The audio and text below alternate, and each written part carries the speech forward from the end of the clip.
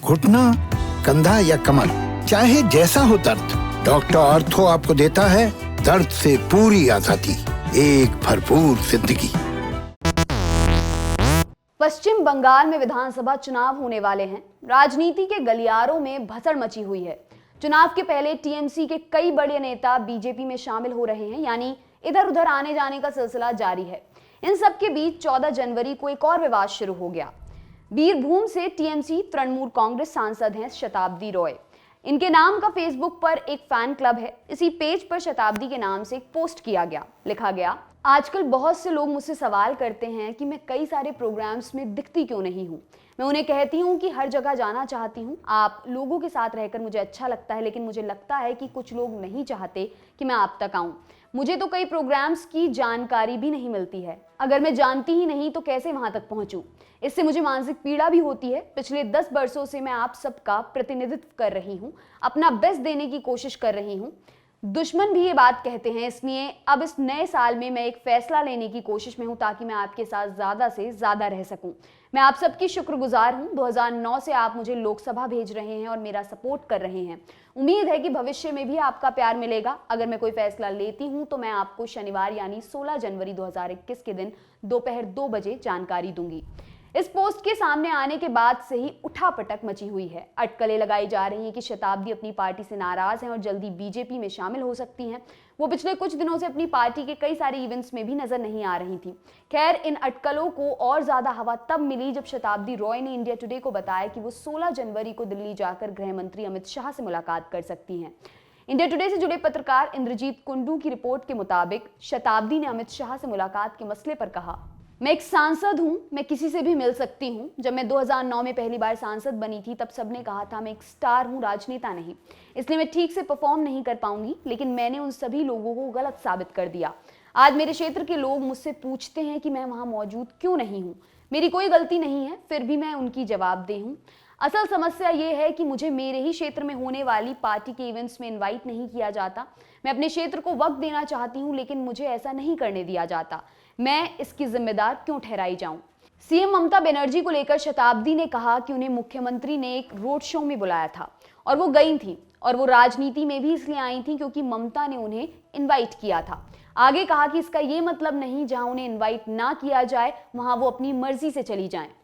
शताब्दी, जो राजनीति में आने से पहले एक फेमस एक्ट्रेस थी, करीब 150 फिल्मों में काम कर चुकी हैं। उनका कहना है कि पार्टी ने उन्हें नहीं बनाया है, बल्कि वो खुद अपने दम पर एक स्टार थी। शताब्दी का यह भी कहना है कि उन्हें पार्टी द्वारा न्यूनतम सम्मान तो मिलना ही चाहिए। खैर, गहरी उठापटक के बाद खबर यह है कि शताब्दी रॉय टीएमसी में ही रहेंगी। डायमंड हार्बर एमपी और ममता बनर्जी के भतीजे अभिषेक बनर्जी के साथ कोलकाता में 1 घंटे लंबी चली मुलाकात के बाद अब शताब्दी रॉय ने एक स्टेटमेंट जारी करते हुए कहा है, मैं तृणमूल कांग्रेस के साथ हूं, पार्टी के साथ मेरी समस्याओं का अभिषेक बनर्जी ने संज्ञान लिया है। मैं ममता बनर्जी के लिए राजनीति में आई थी, मैं उनके साथ हूं। खैर, अब बात उठी है तो आगे जाना जरूरी है। शताब्दी के पोस्ट और स्टेटमेंट के बाद वो खबरों में छाई हुई हैं, इसलिए ये जानना तो बनता है कि असल में वो हैं कौन, कैसे राजनीति में आई और अब तक क्या क्या किया।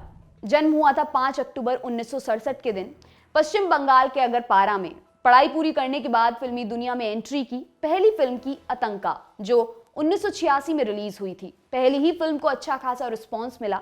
इसके बाद शताब्दी लगातार एक्टिंग करती रही, एक के बाद एक हिट फिल्में दी और बंगाली सिनेमा की फेमस एक्ट्रेस के तौर पर पहचान बना ली।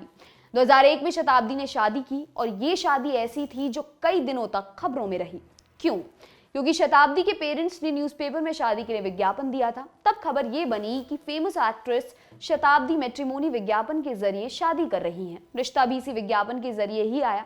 शादी हुई मृगांक बनर्जी के साथ, जिनका फिल्मों से दूर दूर तक कोई रिलेशन नहीं था, जो विदेश में कई साल रहने के बाद वापस पश्चिम बंगाल आए थे और शताब्दी की कम ही फिल्में देखी थी। शादी के बाद भी शताब्दी फिल्मी दुनिया में एक्टिव रही। उन्होंने फिल्में डायरेक्ट भी की। और फिर आया साल 2008 का समय। टाटा मोटर्स अपनी एक फैक्ट्री सिंगुर में डालने जा रही थी। इसके लिए जमीन का अधिग्रहण किया जा रहा था। किसानों ने इसका विरोध किया, आंदोलन कर दिया। तब ममता बनर्जी ने किसानों का साथ दिया। इस आंदोलन को शताब्दी ने भी फुल सपोर्ट किया और इस दौरान ममता बनर्जी के साथ उन्होंने स्टेज शेयर किया। बस इसके बाद ममता ने उन्हें टीएमसी में शामिल होने का न्योता दे दिया। शताब्दी ने ये इनविटेशन एक्सेप्ट कर लिया। राज्यसभा टीवी को दिए एक इंटरव्यू में शताब्दी बताती हैं कि राजनीति में जाने के फैसले के बारे में उन्होंने अपने परिवार को नहीं बताया था। जब उनके टीएमसी में जाने की खबर अखबारों में छपी, तब कहीं जाकर उनके पति और बच्चों को इस बारे में पता चला था। 2009 में टीएमसी के टिकट पर बीरभूम लोकसभा सीट से शताब्दी ने चुनाव लड़ा और जीत हासिल की। 2014-2019 में भी बीरभूम की जनता ने शताब्दी को ही चुना। शताब्दी किसी समय फुल टाइम एक्ट्रेस हुआ करती थी, वो भी फेमस एक्ट्रेस। राजनीति में आने के बाद फिल्मों में उनकी मौजूदगी कम हो गई, लेकिन फिर भी वो कुछ फिल्में करती रहीं, थिएटर वगैरह में भी एक्टिव रहीं। जात्रा थिएटर बंगाल और ओडिशा में पॉपुलर फोक थिएटर है, उसमें शताब्दी अभी भी काफी एक्टिव हैं। 2017 में राज्यसभा टीवी को दिए गए एक इंटरव्यू में उन्होंने कहा था, अगर मैं यात्रा सिनेमा नहीं करूं, कविताएं नहीं लिखूं, केवल और केवल राजनीति में ही ध्यान दूं, तो मुझे घुटन होने लगेगी। थिएटर सिनेमा मेरा जुनून है। मुझे जो कुछ मिला मेरी एक्टिंग और कला की वजह से मिला। लोगों ने एक्टिंग की बदौलत ही शताब्दी रॉय को जाना। मुझे लगता है कि सांसद के तौर पर अगर मुझे लोगों ने पसंद किया तो उसका कारण भी यही था कि मैं एक कलाकार थी। टीएमसी के खिलाफ बोलने वालों पर क्या कहा था? 2017 के दौरान भी टीएमसी के कई सारे नेता सामने आकर टीएमसी के खिलाफ बोल रहे थे। ऐसे में शताब्दी से सवाल किया गया था कि क्या पार्टी के अंदर लोकतंत्र कम हो रहा है। इस पर उन्होंने कहा था, पार्टी जब बड़ी होती है, इन्वॉल्वमेंट ज्यादा होता है, तो ये सब थोड़ा बहुत आता ही है। शताब्दी का नाम शारदा स्कैम के दौरान भी सामने आया था। फाइनेंशियल एक्सप्रेस की एक रिपोर्ट के मुताबिक शताब्दी ने शारदा ग्रुप के ब्रांड एम्बेसडर के तौर पर काम करने के लिए 49 लाख का एक कॉन्ट्रैक्ट साइन किया था। स्कैम सामने आने के बाद ईडी यानी प्रवर्तन निदेशालय ने शताब्दी से कई बार पूछताछ की थी। हालांकि शताब्दी ने दावा किया था कि उन्होंने केवल 31 लाख रुपए ही रिसीव किए थे। 2019 में शताब्दी ने ईडी को लेटर लिखकर ये पैसे उन्हें सौंपने की इच्छा जताई थी। इस रिपोर्ट के सामने आने के बाद ये खबर भी आई कि शताब्दी ने 30.64 लाख रुपए का बैंक ड्राफ्ट ईडी के अधिकारियों को सौंप दिया है। और कौन कौन सी एक्ट्रेसेस ने टीएमसी छोड़ी है? इसके अलावा भी कुछ और मुद्दों को लेकर शताब्दी का नाम खबरों में आता रहा है, लेकिन हाल ही में जिस वजह से वो खबरों में आई, वो अब तक की सबसे हैरान करने वाली खबर कही जा सकती है, यानी टीएमसी छोड़कर बीजेपी में जाने वाली अटकलों वाली खबर। पहले भी कुछ एक्ट्रेसेस टीएमसी छोड़ बीजेपी में शामिल हो चुकी हैं, जैसे पार्णो मित्रा, रूपांजना मित्रा और कंचना मोइत्रा। ये तीनों एक्ट्रेसेस पहले टीएमसी में थी, लेकिन जुलाई 2019 में 12-13 टीवी कलाकारों के साथ बीजेपी में शामिल हो गई थी। इंडिया टुडे की रिपोर्ट के मुताबिक उन्होंने दिल्ली में मुकुल रॉय और दिलीप घोष जैसे बड़े नेताओं की मौजूदगी में बीजेपी ज्वाइन की थी। इस दौरान दिलीप घोष ने कहा था, आज के दिनों में बंगाल में बीजेपी में शामिल होना रिस्की है। हम इनकी हिम्मत की तारीफ करते हैं, क्योंकि ऐसे माहौल में भी इन्होंने हमारे साथ आने के बारे में सोचा। आगे टीएमसी पर अटैक करते हुए कहा था कि पश्चिम बंगाल में जो लोग बीजेपी में शामिल हो रहे हैं, उन्हें परेशान किया जा रहा है।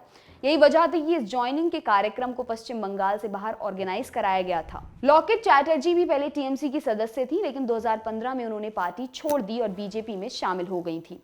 उसके बाद 2016 में विधानसभा चुनाव भी लड़ा था, लेकिन हार का सामना करना पड़ा था। राजनीति में आने से पहले लॉकेट बंगाली सिनेमा में एक्ट्रेस थी, एक क्लासिकल डांसर भी हैं। आपके लिए खबर लिखी हमारी साथी लालिमा ने। मेरा नाम है दिव्यांशी। देखते रहिए दी लल्लन टॉप। शुक्रिया।